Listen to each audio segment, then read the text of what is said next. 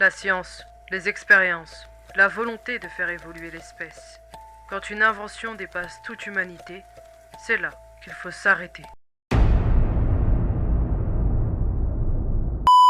Salut à tous et bienvenue sur ma chaîne, je suis Trauma encore une fois, et aujourd'hui nous allons revenir sur les expériences scientifiques les plus terribles et les plus creepy au monde. Reste du corps brisé, abandonné dans l'obsparition de sombritude, dangereuse, victime, macabre. Ma chaîne, je suis Trauma encore une fois.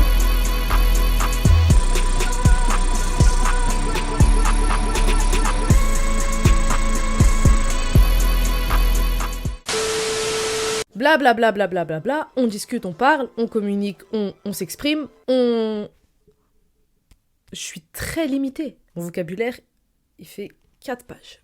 Avec la couverture. Faut compter la couverture aussi du livre. Si je vous parle de langage intra-espèce, vous me parlez évidemment de la fibre. Mais ça n'a aucun rapport. On dit qu'il faut de tout pour faire un monde. Eh bien, pas tout le temps. Bref, le langage intra-espèce est un langage créé entre les espèces, en l'occurrence entre les humains et les dauphins. Oui, on n'est pas allé chercher un chien ou un chat, on est allé chercher un dauphin. Est-ce que je vous juge parce que votre animal préféré c'est une mouche? Non. Et vous allez me demander peut-être pourquoi voudrait-on communiquer avec un dauphin? Eh bien ne me demandez pas ça, parce que je n'ai pas la réponse, tout simplement. On peut éviter ça. Faut être prêt. Je me sens pas prête. Non, on a besoin de toi. Moi aussi, je peux plus. Je peux pas.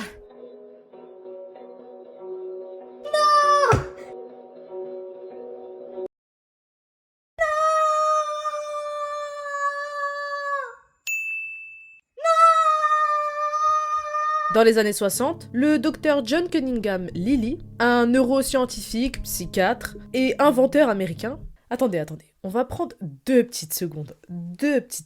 Bonjour, quel est votre métier? Je suis inventeur. Bref, ce docteur Lilly s'intéresse fermement à l'intelligence et la communication avec les dauphins. En fait, il était persuadé que ces créatures pouvaient parler. Et surtout, qu'il voulait communiquer avec nous, les hommes. Alors moi, je vous le dis, à tous les animaux qui regardent cette vidéo, ouais, j'ai pas envie de cibler n'importe qui parce que vous vous sentez peut-être chat et d'autres se sentent peut-être lion. Eh bien, moi, je préfère dire les animaux, vous voyez, je prends ça à la généralité. Elle commence à être longue la blague, moi je sais. Tout ça pour vous dire que vous n'avez rien à gagner à discuter avec nous. Voilà, c'est simple, il n'y avait pas de secret, voilà. Et l'objectif premier de ce docteur Lilly, c'était évidemment de prouver que les dauphins pouvaient communiquer. Et pour cela, il va s'installer dans les Virgin Islands à Saint Thomas. Et là-bas, il va ouvrir un laboratoire et commencer ses expériences. D'ailleurs, ces expériences étaient financées par la NASA. Bref, dans des bassins, il va mettre quelques dauphins, à qui plus tard il va donner des noms, mais ce qui choque, c'est les méthodes qu'il va employer. En effet, le docteur Lilly était assez violent avec ses mammifères, et donc, pour canaliser, on va dire, cette violence, il va faire appel à une assistante. Et cette assistante, c'est Margaret O. Lovat, une jeune femme de 20 ans passionnée par les animaux qui va consacrer son temps aux expériences du docteur Lilly. Et beaucoup s'investir sur le mâle de l'équipe de dauphins. Ce mâle s'appelle Peter. Et un jour, Margaret décide d'installer une chaise au bord du bassin et de devenir carrément, et je vous le dis, le professeur de Peter. Et hop, on fait un flashback, on sort du contexte et on se rappelle, on se remémore qu'il s'agit d'un humain avec un dauphin. Et c'est fou, car les progrès de Peter sont remarquables. En effet, il aurait commencé à prononcer quelques mots. Mais tout bascule le jour où Peter grandit. Peter n'étant plus un adolescent, il ne s'intéresse plus à tous ces exercices assez scolaires. Il va s'intéresser à toute autre chose. Les jours passent et Peter commence à s'intéresser au corps humain, celui de Margaret. En effet, plus tard, Margaret révélera à la presse que Peter observait très souvent son anatomie, mais aussi qu'il s'approchait très souvent d'elle lorsqu'elle était au bord de l'eau. Et vous connaissez cette fameuse phrase qui dit que les dauphins sont des pervers et des violeurs? Eh bien cette fois, ce n'est pas le cas. Margaret va prendre une décision complètement dérangeante. Pour ne pas frustrer l'animal, selon ses dires, et pour éviter de faire reculer les recherches, elle aurait décidé de masturber Peter. Évidemment, vous pensez qu'elle s'en est voulu? Non. Ce n'était pas sexuel de ma part.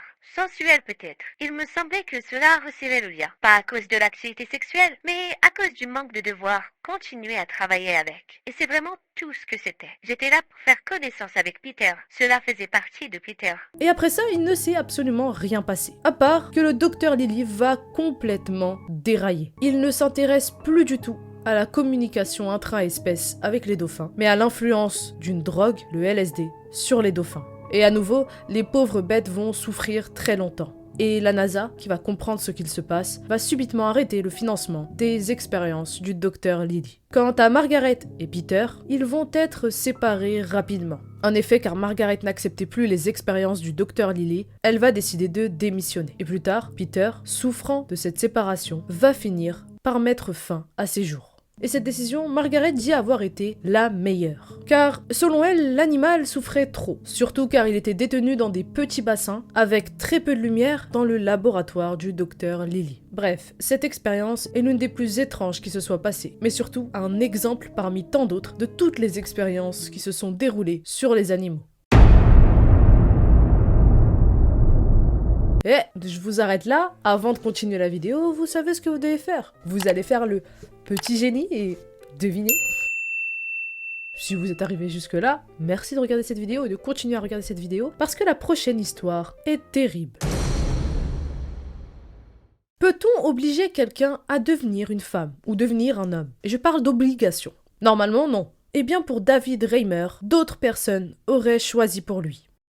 David Reimer est un Canadien né en 1965 et pour parler de son enfance, elle fut très compliquée. En effet, à l'âge de 8 mois, son membre génital fut coupé accidentellement, suite à une erreur lors d'une intervention chirurgicale. Pour les parents, c'est affreux. Il faut absolument remédier à ça, car David ne pourrait pas être un garçon si son anatomie n'était pas correcte. Et donc pour ce faire, ils vont se tourner vers un spécialiste, vers le docteur John Money, qui serait apparemment un psychologue et un spécialiste dans le développement sexuel et l'identité du genre. Ce docteur Money va proposer aux parents de David de faire croire tout simplement à David qu'il n'a jamais été un garçon. Et pour aller plus loin encore, il va même décider de transformer les parties génitales de David en celles d'une fille. Son objectif à ce docteur John Money, c'était de prouver qu'un enfant adopterait l'identité de genre avec laquelle il aurait été élevé plutôt que son identité du genre correspondant à son sexe biologique. En effet, John Money pensait que l'identité sexuelle s'apprenait principalement par l'éducation et non par les traits innés. Et donc David va être utilisé comme cobaye. En effet, son nom va être changé pour celui de Brenda.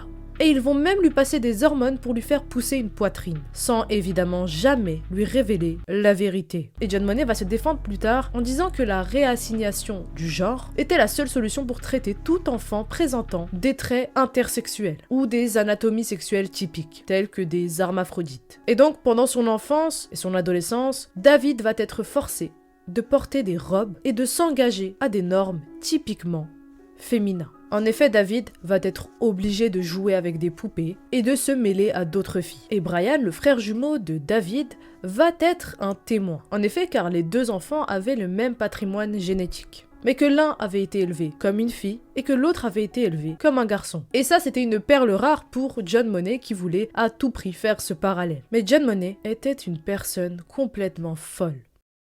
Pour mener au mieux son expérience, il va continuer à voir David et Brian pour des consultations et des contrôles annuels. Et vous voulez savoir ce qu'il faisait? Accrochez-vous. Money était un pervers et un sadique. Au cours de ses examens et de ses contrôles, Money obligeait les jumeaux à répéter des actes sexuels. Et surtout, il obligeait les deux frères à inspecter leurs organes génitaux respectivement. Et parfois, Money photographiait les jumeaux en train de faire ces exercices horribles. Et quel résultat a-t-il obtenu? Eh bien, Money va affirmer que David s'était comporté comme une fille et qu'il aurait manifesté aucun des comportements de son frère jumeau Brian. Pourtant, la réalité est tout autre. David n'aurait jamais été heureux en tant que fille. Très souvent, il rejetait son identité et souffrait d'une grave dysphorie du genre. Il se plaignait très souvent à ses parents et à ses enseignants qu'il se sentait comme un garçon. Et donc, il refusait très souvent de porter des vêtements de fille. Et en plus de subir de l'harcèlement à l'école et une profonde dépression, ce n'est qu'à partir de 15 ans que David va comprendre qu'il était en réalité un garçon. Il va donc prendre énormément de médicaments et puis faire des injections pour objectif de redevenir ce qu'il était réellement. Néanmoins, évidemment, David va garder des séquelles. En effet, à 22 ans, David va découvrir qu'il est devenu stérile. Et après s'être marié à une jeune femme nommée Jane, il va finalement adopter 3 enfants. Mais c'est la descente aux enfers pour lui. David va continuer à souffrir de traumatismes psychologiques. En plus de ça, va s'ajouter le chômage et la mort de son frère jumeau, Brian. Ainsi, à 38 ans, le pauvre homme va mettre fin à ses jours. Quant à Money, il ne va absolument rien subir. Et il va continuer à faire des expériences assez étranges. Le pire, c'est qu'il va même être récompensé par des entreprises avant de finir par mourir à 84 ans. J'espère que vous avez kiffé cette vidéo et que vous en apprenez un peu plus sur les expériences scientifiques les plus étranges. C'est la fin de la vidéo. Merci de l'avoir suivi jusqu'au bout. Merci d'avoir regardé. Que vous ayez regardé la première ou la deuxième histoire. Merci. Et bref, peut-être qu'il y aura un autre épisode des expériences scientifiques les plus étranges. Je ne sais pas, à voir. Ça dépendra de vos likes. Vous me direz si vous souhaitez un 3e épisode. Si vous n'avez pas vu le premier épisode, il sera là. Là. Bref, on continue sur le marathon de l'horreur. N'hésitez pas à aller voir sur l'onglet communauté.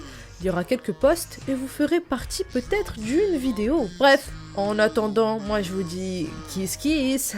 C'est...